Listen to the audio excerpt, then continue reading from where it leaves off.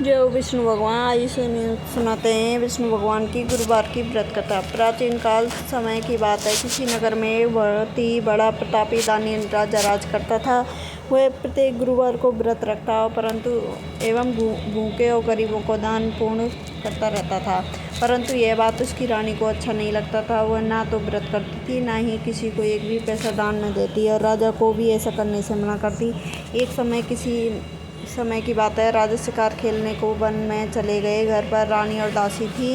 उसी समय गुरु बृहस्पति देव साधु का रूप धारण करके राजा के दरवाजे पर भिक्षा मांगने को साधु का रूप धारण करके भिक्षा मांगने के लिए आए। साधु ने जब रानी से भिक्षा मांगी तो वह कहने लगी, ये साधु महाराज, मैं इस दान पुण्य से तंग आ गई हूँ।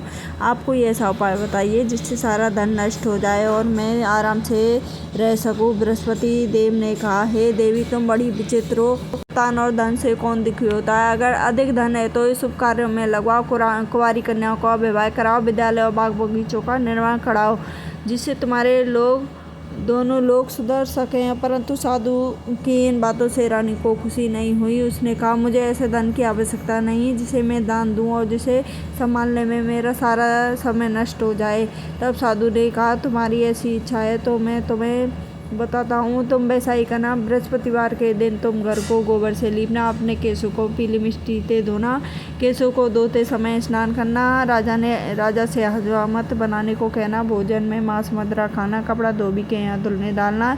इस प्रकार 7 बृहस्पतिवार करने से तुम्हारा समस्त धन नष्ट हो जाएगा। इतना कहकर साधु रूपी बृहस्पति देव अंतर्ध्यान हो गए। साधु के कहे अनुसार करते हुए रानी को केवल 3 बृहस्पतिवार ही बीते थे कि उनकी समस्त धन संपत्ति नष्ट हो गई।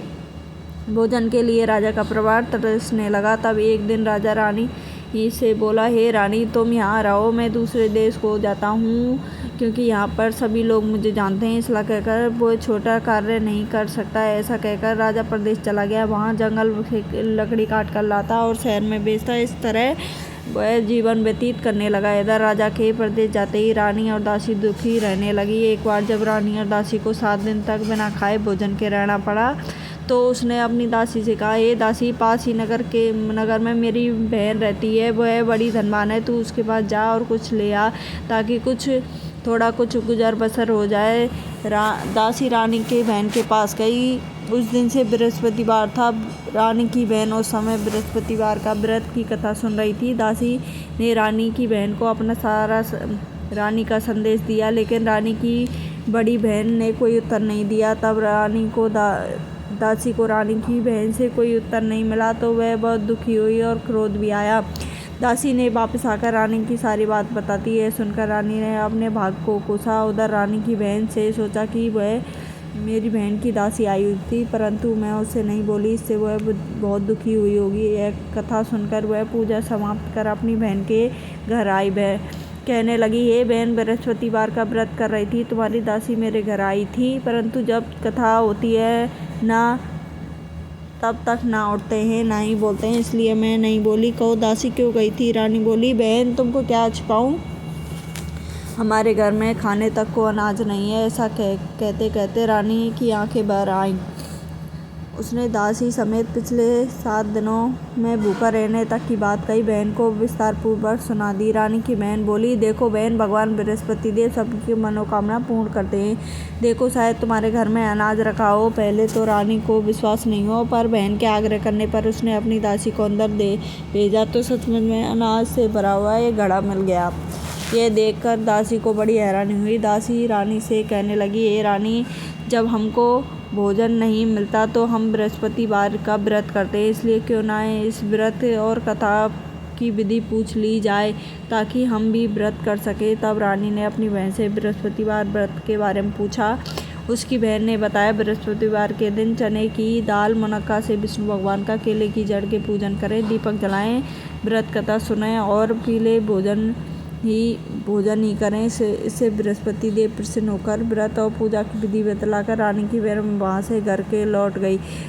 7वें रोज जब गुरुवार आया तो रानी दासी निश्चयपूर्वक व्रत रखा। गुड़साल में जाकर चना और गुड़ बीन कर लाई। फिर उसकी दाल से केले की जड़ तथा विष्णु भगवान का अब पीला भोजन कहाँ से लाएं। बात को लेकर दोनों बहुत दुखी थे।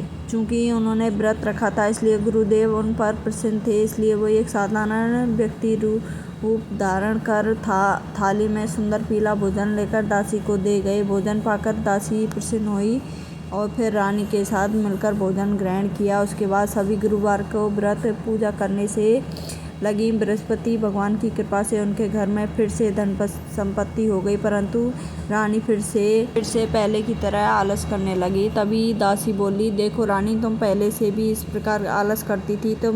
तुम्हें धन रखने में कष्ट होता था, अब इस कारण सभी धन नष्ट हो गया। अब जब भगवान गुरुदेव की कृपा से धन मिलाए तो तुम फिर से आलस करने लगी हो। बड़ी मुसीबतों के बाद हमें यह धन पाया, इसलिए हमें दान पुण्य करना चाहिए, भूखे मनुष्य को भोजन कराना चाहिए और धन को शुभ कार्यों में खर्च करना चाहिए, जिससे तुम्हारे कुल का यश बढ़े और स्वर्ग की प्राप्ति हो और पितर प्रसन्न हो जाएं। दासी की बात मानकर रानी अपना धन शुभ कार्यों में खर्च करने लगी, जिससे पूरे नगर में उसका यश फैलने लगा। जय हो विष्णु भगवान, सब पर कृपा बरसाए रखना। जय हो विष्णु बृहस्पति देव भगवान।